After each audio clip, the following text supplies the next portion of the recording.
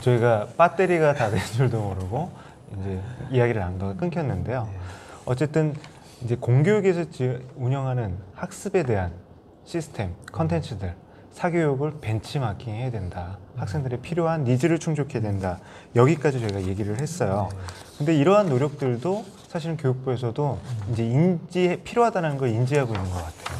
그래서 공교육 내의 교과 보충 지도를 강화 어떻게 할 것인가? 학습 지원 튜터링을 한다라고 밝히고 있어요. 튜터링이 뭐죠? 뭔가 정규 교사뿐만 아니라 보조 교사를 좀 더 활용하겠다라는 게 아닌가 싶습니다. 저희가 이제 해외 이제 선진국들 같은 경우에는 한 교실에 한 명의 선생님만 있는 경우가 아니에요. 보조 강사님들이 들어오거든요. 그럼 보조 강사들 어떤 역할을 하는지 아세요? 그러니까 학습이 뒤처지거나 추가적인 질문이 있는 학생들에 대해서 맞춤형 지원을 하고 있습니다. 그러니까 저희가 이런 부분에 대해서는 뭐 해외 선진국을 이제 이야기하지 않아도 필요하다라는 걸 인식하고 있어요. 최근에 우리나라 이제 교육 현장들을 보면 다문화 그리고 기초학년 미도달 학생들 적극적으로 지원해야 되는 그런 필요들, 니즈들이 이제 발생하고 있고 그렇게 하고 있어요. 이거는 긍정적으로 봅니다. 그런데 제가 이런 이야기를 하고 싶어요. 방과 후 보충 지도 이거는 어떻게 하겠다는 거예요? 현재 저희 방과 후 학교에서는 교과 수업에 대해서는 되게 제한적이거든요. 근데 실제로는 학생들의 학습 그런 보충을 위해서는 특히나 이런 보충 지도가 필요하다. 그래서 저희 교육부에서 여러 가지 교과 보충 프로그램을 운영을 하고 시도별로도 운영하는 걸로 알고 있습니다. 단순히 특기적성에 머무르지 않고 학생들의 교과에 대한 보충 지도를 하겠다라는 거죠. 이건 굉장히 전향적이기도 해요. 사교육에서 하는 그런 역할들을 공교육을 통해서 해나가겠다. 좋습니다. 근데 이제 우려되는 점도 있어요. 정말 이렇게 됐을 때 학교도 학원도 학생들한테 지식을 주입하는 역할만 하지 않을까 이런 염려들도 되거든요. 이런 것들 대현 쌤 어떻게 생각하세요? 우선은 학교에서 아이들이 전인적인 성장을 해야 됩니다. 동아리 활동도 하고 실제로 또 예체능 교과에 대한 그런 사교육의 수요도 많이 있거든요. 그래서 다양화해야 그렇죠. 된다. 다양성. 그러니까 제가 하고 싶은 말은 이거예요. 다양성. 공교육이 왜 공교육이냐. 그런 부분들 이제 꼭 유념해야 될 것 같고. 저도 요새 돌봄에 관련돼서 돌봄 거점센터를 운영을 한대요. 그래서 저도 이 공교육에 관련돼서 소규모 학교들이 늘어나고 있습니다. 그럼 실제로 방과 후 학교를 원활히 운영하기가 어려운 여건이거든요. 이런 거점, 이런 방과 후 교과 보충 센터가 좀 필요하다라는 생각이 듭니다. 그러니까 저도 마찬가지고 대성 쌤도 마찬가지인데 이제 고교생 자녀가 아직은 없지만 생길 예정이신데 고교 학점제 굉장히 우려들이 많잖아요. 현장에 우리 선생님들도 그렇고 학생들도 그렇고 고교 학점제가 어떻게 잘 도입될 수 있을까요? 현재 열심히 준비하는 걸로 알고 있는데 다만 선택에 따라 다양한 교과가 이제 개설이 되면 이 질 관리라든가 격차 문제, 학교 간 격차, 도농 간 격차가 많이 늘어날 것 같습니다. 저희가 아주 어려운 문제가 있어요. 학교에서 수업, 강의는 교사의 자격이 있는 사람만 할 것이냐. 전 여기에 이 고교 학점제 열쇠가 있다고 생각을 해요. 제가 이제 저도 이제 교육청에 있다라고 보니까 굉장히 미묘하고도 민감한 문제예요. 그래서 저는 이 부분에 대해서 없는 협력 교수 이런 것들을 한번 제안해 보고 싶어요. 고교 학점제에서 다양한 교과를 어떻게 개설할 것이냐. 방법적인 부분에 대해서는 제도적으로나 또 구성원들의 동의가 필요한 부분들이 있거든요. 이런 부분들을 철저하게 준비해야 한다.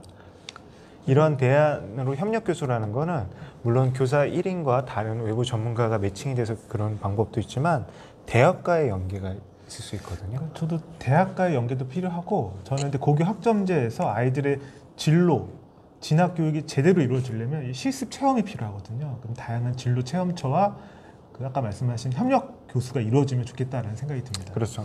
이 고교 학점제가 성공적으로 정착을 하기 위해서는 정말 우리가 온 마을에서 한 아이를 키우기 위해서 모든 노력을 함께 한다라는 그런 속담이 있잖아요. 아프리카 속담이. 그 속담이 진짜 구현이 돼야 되는 거죠. 그 부분. 앞으로 이제 한 아이 한 명이 굉장히 소중해지죠. 아이들이. 그 부분을 유념해야 될 것 같고. 그다음에 이제 계절 학기를 운영하겠다라는 얘기도 있거든요. 이게 뭐죠? 결국은 학기 중에 학습 결손이 쌓인다면 언제 보충하는 게 가장 적기인가? 매일매일 방과후 할 수도 있지만 결국은 방학이 아닐까라는 생각이 듭니다. 우리가 이제 아까 말씀을 드렸어요. 이제 학습 지원을 위한 사교육, 지자체, 전문기관, 대학 등 연계가 중요하다고 했거든요. 어떻게 하겠다라고 밝히고 있습니까? 그래서 이제 아니 여기 있잖아요. 우선 지자체와는 맞춤형 멘토링이라든가 이 사회보장 서비스를 좀 더 공유 확산을 하겠다.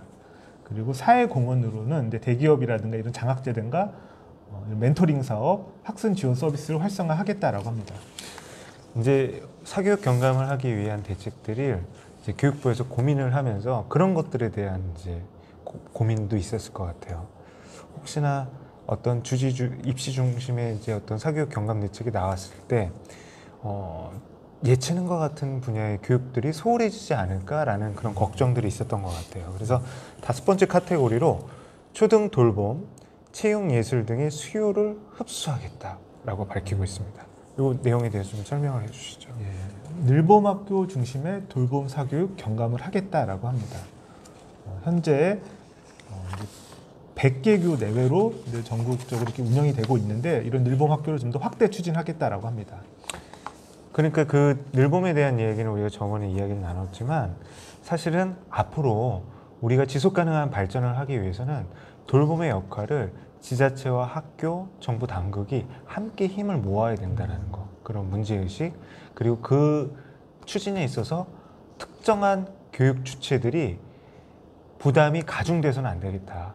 적절하게 분담하고 시너지를 내야겠다. 이 부분에 대해서는 저희가 다 공감하고 있는 사실이죠. 그 부분은 이제 앞으로 더 내실화되기를 기대하고요. 아까 저희가 그 얘기를 하고 싶어요. 양질의 교육과 돌봄, 뗄래야 뗄 수 없는 관계일 것 같은데 태영 선생님은 어떠세요? 이제는 과거에 이제 그냥 돌봄에 머물지 않습니다. 우리 아이들 특히나 학부모님들이 원하고 있습니다. 그래서 이런 교육과 돌봄이 이렇게 같이 접목된 에듀케어 서비스가 앞으로 확대되겠다라고 합니다. 케어뿐만 아니라 에듀까지, 그러니까 돌봄뿐만 아니라 교육이 함께 간다. 그런 부분들 때문에 단순히 아이들을 데리고 있는다가 아니라 교육한다라는 개념으로 돼야 된다는 거. 그럼 제가 여쭤볼게요. 아까 방과 후에 교육과 보충 지도가 강화된다라고 했는데 그럼 비교과 체육이나 예술, 예술 등에 대한 부분 사교육 시장으로 가는 거 아닙니까? 우리 자녀들 피아노 학원, 태권도 학원, 또 미술 학원, 사교육 시장에 많이 의존하고 있잖아요. 이런 것들은 어떻게 하겠다는 겁니까? 우선은 초중등 전 교육과정에 1인 1특기를 개발을 지원을 하겠다라고 합니다. 그리고 학교 내 동아리, 학교 밖 문화예술체육 프로그램을 연계해서 이런 방과 후 예술체육 활동을 지원하겠다라고 합니다. 그리고 이러한 모든 것들이 이제 어떤 사교육에 종사하는 분들에 대해서 어떤 그분들을 약화시키겠다라는 게 아니라 적극적으로 협력하는 단계가 되었으면 좋겠어요. 지금 학교라는 시설 속에서 학교에 계신 선생님만으로 방과 후의 모든 교육 활동이나 돌봄을 하기가 힘들어요. 그랬을 때 학교라는 공간을 통해서 다양한 교육 주체들이 학생들의 교육 활동에 참여할 수가 있거든요. 그래서 예를 들면 학교 복합시설화 이런 이야기도 있거든요. 그게 뭐죠? 그러니까 지자체 예산을 받아서 이제 교육청 예산과 더 이렇게 합쳐서 이제 이런 복합화하는 겁니다. 예를 들면 이런 수영장을 세울 수도 있고 음악실이라든가 실습실을 세울 수도 있고요. 근데 지역사회에 이제 그런 문화시설들이 부족한데 학교라는 공간을 활용해서 학교의 시설을 조금 더 고도화하고 그리고 그것을 함께 사용하겠다라는 거잖아요. 그럼 제가 여쭤볼게요. 그러면 아까 제가 이제 민간하고 우리 협력해야 된다. 사교육에 종사하는 분들의 그런 전문성을 활용해야 된다. 그런 노력들은 이제 어디에 있는 겁니까? 그러니까 우선은 실제로 이제 이런 주말 체육학교, 뭐 지정 스포츠 클럽, 문화예술교육진흥원과 뭐 예술로 링크 사업 등을 같이 협력해서 운영하고 있다고 합니다. 그리고 이제 민간과의 협력들이 이제 예를 들면 각종 협회들이 있어요. 태권도 협회, 그다음에 축구 협회 이런 체육과 관련된 협회가 있고 그다음에 학교 예술 강사나 지자체의 훌륭한 예술 전문가들이 있거든요. 이런 분들을 별도의 학원 시설이나 외부 시설이 아니라 학교 시설을 활용해서 이분들이 강의를 할 수 있게 협력하는 그런 사업들, 그런 것들이 이제 이루어진다는 거죠. 그래서 이제 학교에서 이런 다양한 외부 문화예술인들이 교육 활동에 참여하는 거에 대해서 부담을 왜 갖냐? 학교에서 채용을 하거나 학교에서 계약을 할 경우 그거에 대한 책임은 학교가 온전히 오로지 지거든요. 그래서 교육청이니까 교육부에서 좀 인력풀을 양성을 한다던가 인증을 한다든가 관리를 해줬다면 좀 더 활성화되지 않을까 싶습니다. 그래서 이제 그런 부분들에 있어서 이제 학교와 지역사회가 같이 가는 거죠. 그리고 지역사회 전문가들도 어떤 학교의 부담을 덜어주고 학생들을 위한 유의미한 교육 지원을 할 수가 있다는 겁니다. 그 다음에 이제 초등교과에 다양한 유형의 새로운 사교육들이 등장하고 있다고 아까 말씀드렸어요. 그런 부분이 대표적인 게 디지털 쪽, AI 쪽, 뭐 구체적으로 하면 코딩, 그리고 또 뭐가 있는지 아세요? 드론 캠프 이런 것도 요새 많이 쓰여요. 그런 것도 있고, 그다음에 의대, 그다음에 각종 영재 지원 이런 것들에 대한 사교육 시장들이 이제 나오고 있고, 이제 심지어는 그런 사교육들이 학부모님들이 지나친 불안감을 조성한다는 비판도 있어요. 그래서 영재 교육이 이제 사실은 그 부분을 충분히 수요를 충족할 수 있다고 생각이 들고요. 학교에 이제 단위 학교 영재가 있는데 그런 영재의 이런 다양화, 교과의 다양화 그리고 활성화가 좀 필요할 것 같습니다. 그러니까 그런 것들을 이제 해소하기 위해서는 아까 우리 대선 선생님도 계속 말했지만 학생들이 성장 단계에 따른 교육, 어떤 것이 필요하다라는 학부모들이 이해를 돕을 수 있는 안내도 충분해야 되고, 그 다음에 그런 데이터들 있죠. 학생들이 성장해서 어떤 종적인 데이터들이 있을 겁니다.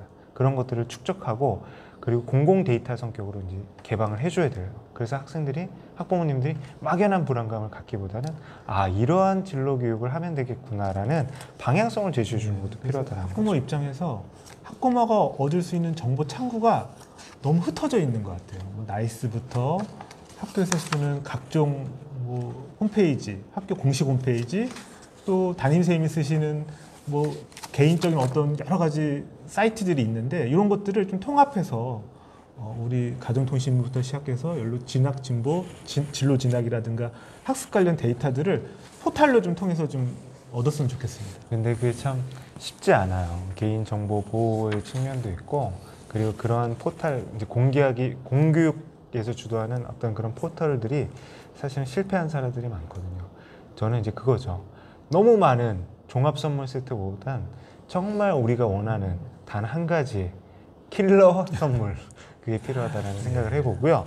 지금 유아 사교육 대응에 대한 요 이야기를 나누기 전에 잠깐 저희가 다음 영상에서 좀 이 부분을 좀 이야기를 나눴으면 좋겠습니다.